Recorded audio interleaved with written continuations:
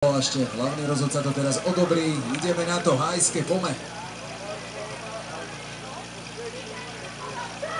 Máme ich odštartovaných, tak si pozrieme ich útok, budeme tam posilu z domáceho branču. Rozdeľovačka letí dopredu, prúdar ľavý trošku dlhšie na základne, ale vyzerá, že to stihne. Vyťahnutá pečka v tejto chvíli, ale toto bude problém. Toto bude problém. Rýchlo to rozmotať.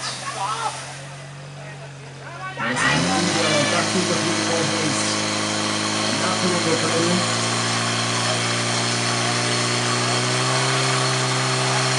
Malikerčík svieti.